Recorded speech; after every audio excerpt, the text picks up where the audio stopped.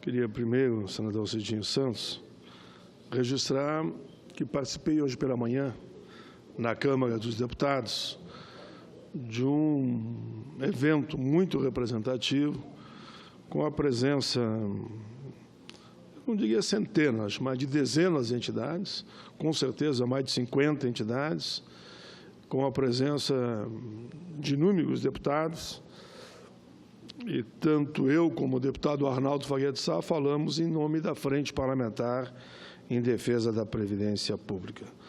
Os dados que lá foram mostrados por essas entidades, senhor presidente, demonstra que há, de fato, uma grande mobilização em todo o país, que cresce a cada dia que passa em relação à ousadia que teve o governo atual de mandar, num único momento, um governo que não foi eleito pelo voto popular, de mandar, num único momento, 2 projetos que, queiram ou não queiram, é inexplicável alguém querer convencer de que eles não trazem prejuízos enormes, tanto para aqueles que estão aposentados, os que vão se aposentar, os programas sociais e, na reforma trabalhista, os direitos dos trabalhadores. Nós teremos, senhor presidente, nesta segunda-feira, estou convidando todos os senadores, uma sessão aqui nesse plenário, em homenagem aos aposentados e pensionistas do nosso país, onde cada senador vai poder explicitar, será às 11 horas da manhã, o seu ponto de vista em relação a esta geração de homens e mulheres que deram a sua vida pela pátria, enfim, pelo nosso querido Brasil. Estão confirmados representantes de mais de 100 entidades, que estarão naturalmente aqui no plenário. A mesa será formatada com a presença de entidades como o MOSAP, como o COBAP, como o UNASE e, naturalmente, representantes das centrais sindicais. E aqui vão expressar as suas preocupações nesse ato de homenagem aos aposentados em relação, principalmente, à reforma da Previdência. Eu tenho dito, senhor presidente, com todo o respeito que eu tenho ao presidente e a seus ministros que estão tratando desse tema, que não entendo o porquê de um assunto que envolve o interesse de, como eu dizia ontem, de 200 milhões de brasileiros. Porque todos, quem não é aposentado, sonha em se aposentar um dia, né? Se isso é verdadeiro, eu acho que é de uma certa até irresponsabilidade querer votar essa matéria até o mês de março. Querer votar em torno de... Não dá 30 dias úteis você votar uma matéria dessa abrangência, dessa grandeza. Não dá. Podem discutir, pode votar, o contraditório é legítimo, quem pensa diferente, mas vamos fazer um debate aqui no alto nível, com dados, com números, né, que apontem caminhos para a gente, de repente, encontrar o que podemos ou não avançar em matéria de ajuste nesse tema. Penso isso da reforma da Previdência, mas penso também da mesma forma da reforma trabalhista. Eu vi hoje um senador falando, e é legítimo a opinião dele, que ele expresse, como também expresso a minha, de que em países do primeiro mundo não existe uma legislação trabalhista como a nossa, e nem uma legislação em relação à Previdência. Mas também o salário dos trabalhadores nos países do primeiro mundo, com certeza, são o dobro, no mínimo, do que o nosso. Então, quando nós olharmos os programas de assistência, os programas de saúde, os programas na área da educação, na área da saúde, na área da segurança, na área da moradia, né? E, repito, e o salário? O nosso salário não chega, com todas as lutas que já travamos aqui para avançar, não chega a $300. País de primeiro mundo, nenhum é menos que $1.000. Só para dar um exemplo. É 3 vezes maior. Então, Compara-se quando é interessante. Quando não é interessante, aí os números não prevalecem. Mas é um debate, claro, inclusive falei com o senador, que nós faremos de forma, digamos, muito elegante, no mais alto nível, no momento adequado. Espero eu, nas comissões aqui, valorizando as comissões temáticas aqui da Casa e, naturalmente, também na comissão, principalmente na CCJ, e eu espero que, como é um tema que trata da vida das pessoas, que a gente possa também travar esse debate na Comissão de Direitos Humanos. Comissão essa que já diz, direitos humanos, previdência, saúde, trabalho, fica na linha dos direitos humanos. Eu também informo, senhor presidente, que conversava ontem com o senador Magno Malta e demonstrando toda a nossa preocupação com a situação do Espírito Santo. E me informava o senador que é a vontade dele, que logo que a comissão retome os trabalhos, que eu espero que seja já semana que vem, porque não podemos ficar esperando o Carnaval chegar para depois instalar as comissões, tem que instalar logo, temos que instalar semana que vem as comissões, que a gente debata na Comissão de Direitos Humanos a questão da segurança pública e, claro, tendo o eixo aqui, os presídios, mas também, e me dizia ele, principalmente, a realidade do Espírito Santo. E falando em Espírito Santo, senhor presidente, eu quero aqui, de forma muito rápida, fazer um pronunciamento sobre tantas categorias, professores, policiais, eu diria metalúrgico, como eu dizia ontem, enfim, todos os segmentos estão preocupados com essa questão. Mas nós, que falamos tanto, lembramos aqui a questão da segurança pública. Policiais civis, repito, não terão mais aposentadoria especial. Terão que ter 49 anos de contribuição, no mínimo 65 anos de idade. É bom lembrar que a média de vida de um policial, senhor presidente, chega mais ou menos aí a 45, 50 anos, e não é aquilo que seria a média de vida de todos os brasileiros. Por isso, senhor presidente, no dia de ontem, esses policiais, Polícia Civil, Polícia Federal, Polícia Rodoviária, agentes penitenciários, guardas civis, fizeram um grande ato aqui na esplanada dos ministérios, dizendo que não aceitarão.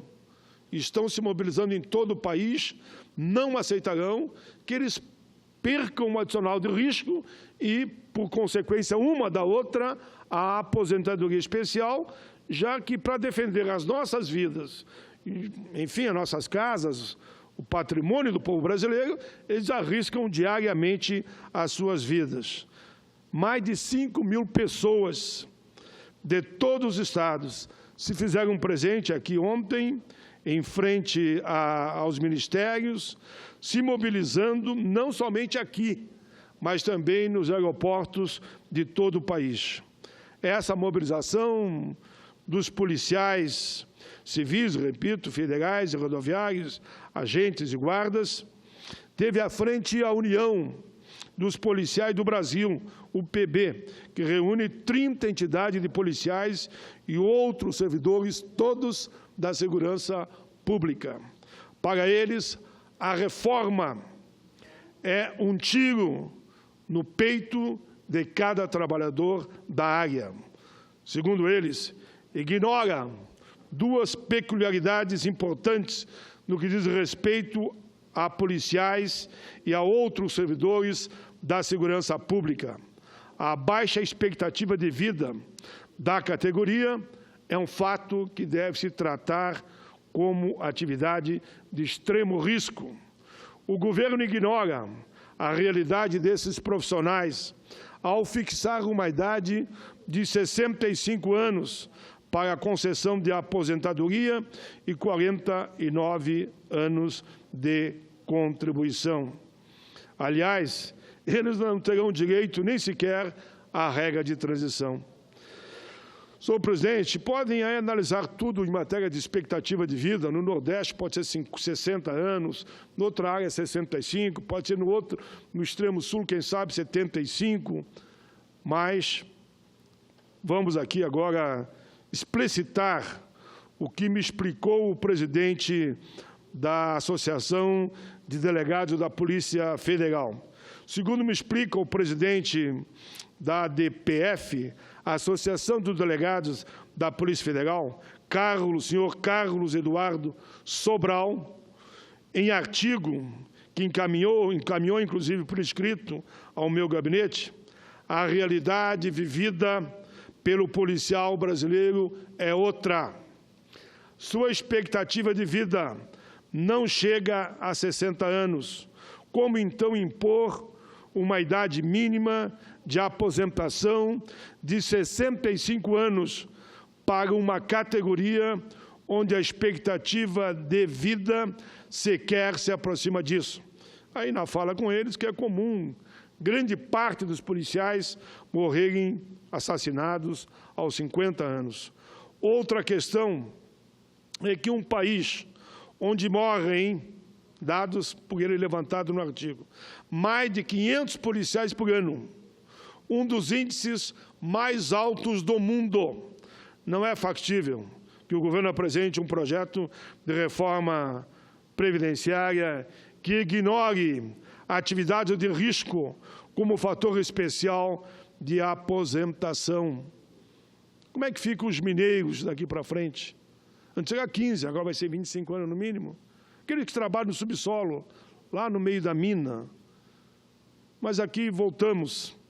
A PEC 287, da reforma da Previdência, suprime a expressão atividade de risco da Constituição Federal. Na prática, trata-se de uma medida que acaba com a aposentadoria policial. Por isso que está havendo uma grande mobilização em todo o país. Senhor presidente, a mobilização não é só nos policiais, repito de novo, é servidores públicos, é trabalhadores rurais.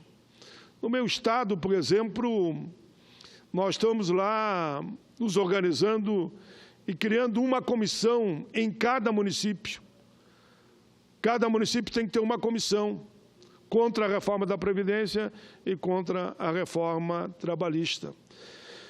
E porque percebo, nos debates que tenho feito na frente parlamentar, que coordeno junto com o deputado Arnaldo, essa é uma ideia que deve se espraiar, como se diz no Rio Grande, por todo o país, que todos os municípios, não só do Rio Grande, mas em todo o Brasil, montem uma comissão para debater as maldades da reforma da Previdência e a reforma trabalhista. O nosso povo tem que saber o que está acontecendo. Esse exemplo que outro dia eu falei especificamente dos professores, que perderão o direito à aposentadoria especial, e hoje eu falo aqui dos policiais. O exemplo dos trabalhadores profissionais da área de segurança é só mais um, senador Cristóvão, que eu levanto aqui. Inclusive, sabe que tem um videozinho muito bem feito pelos professores aqui de Brasília, senador Cristóvão.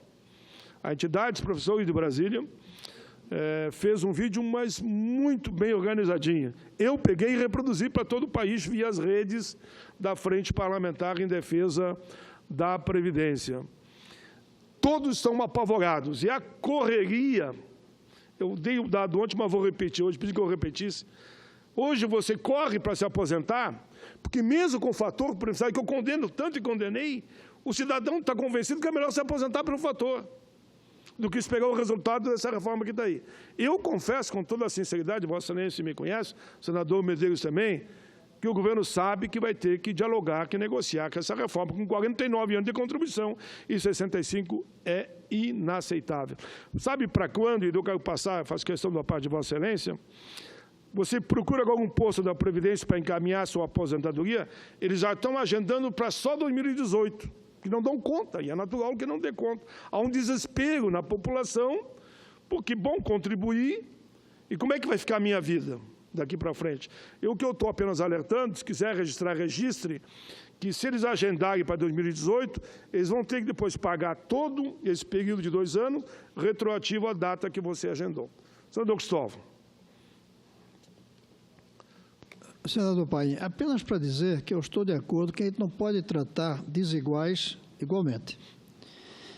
Tem que ter um tratamento diferente para um pescador lá do Nordeste, de um senador trabalhando aqui no ar-condicionado, né? Muito bem. Tem que haver diferenças por categoria. Tem que haver diferença também por renda, porque as camadas de renda baixa têm uma esperança de vida menor, vivem menos anos do que quem tem dinheiro, que compra serviços médicos, que se preparam, que sabem cuidar da saúde melhor. Temos, entretanto, que ver 2 coisas. Primeiro, como fazer essa diferenciação sem cair no burocratismo e até mesmo em maracutaias. Daqui a pouco vai ter pessoas trabalhando no ar-condicionado que vai conseguir uma carteirinha de pescador para se aposentar mais cedo. Como evitar isso? Mas, segundo, é que não podemos ignorar a lei da aritmética.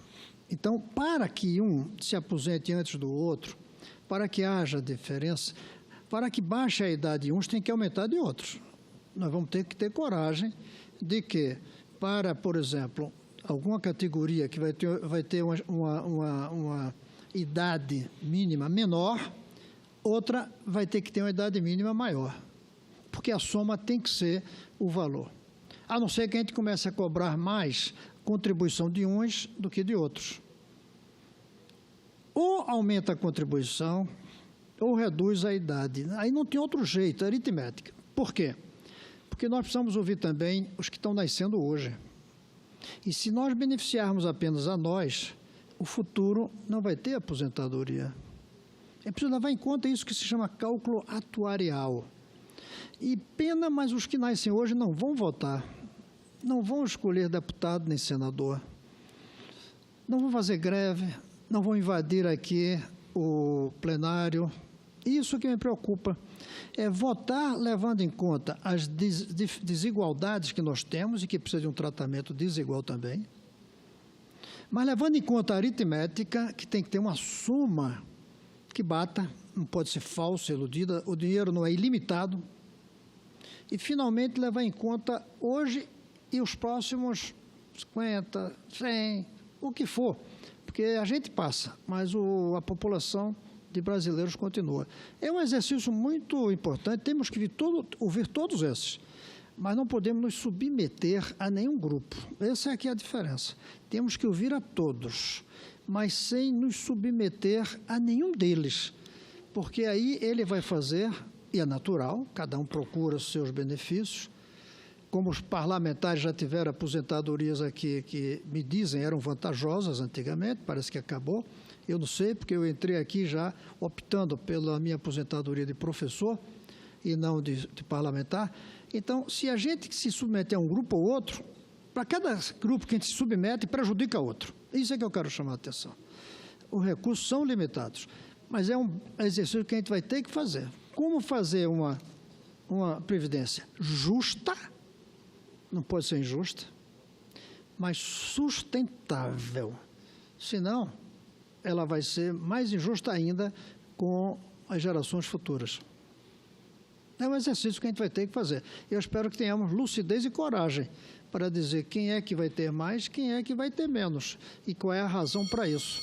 E para quem é que a gente vai dizer, olha, gente, não dá, porque não há recursos para tanto. O senador Cristóvão pode ter certeza absoluta que esse é um debate que nós queremos fazer. Nós não vamos conseguir fazer esse debate na linha de que eles estão apontando do lado de cá. O que eles dizem? A Câmara vai votar a matéria até março. Como é que a Câmara vai votar uma matéria dessa até março?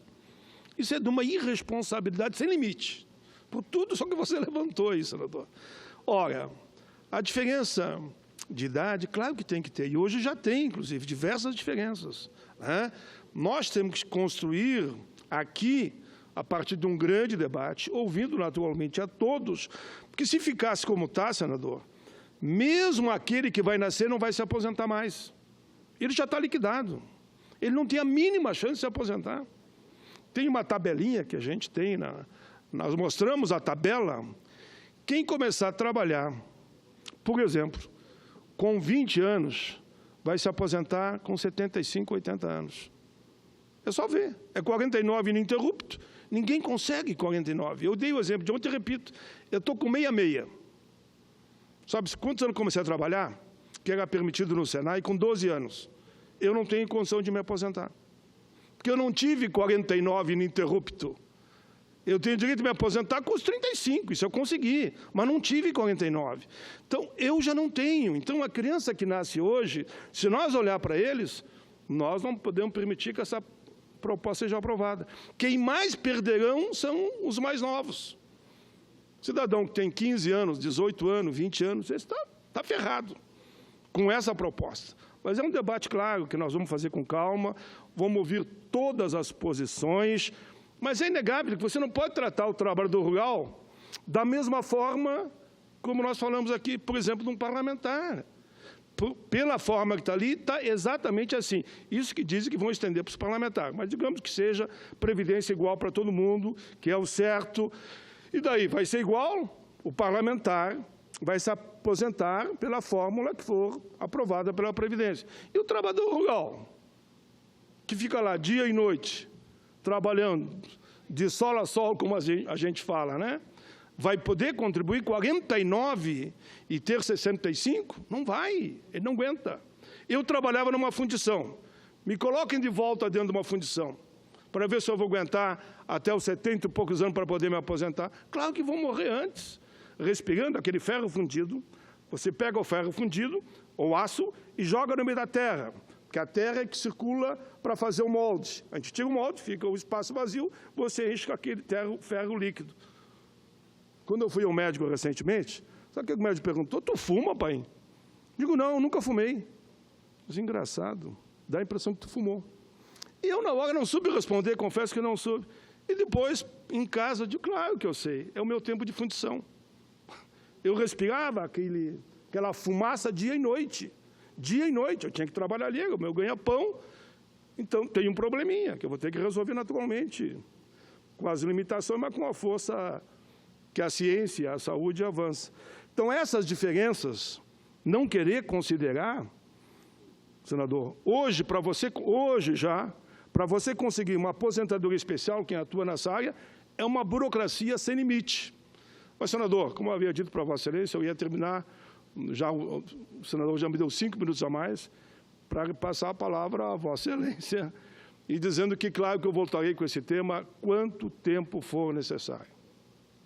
Perguntaram para mim se, nos últimos 2 anos, eu vou me dedicar ao Rio Grande na perspectiva eleitoral, senador Medeiros. Digo, olha, eu até gostaria, mas devido a esse debate que chegou, da reforma da Previdência Trabalhista, eu vou me obrigar, e quero cumprimentar a Vossa Excelência, a de novo em todos os estados fazer esse debate.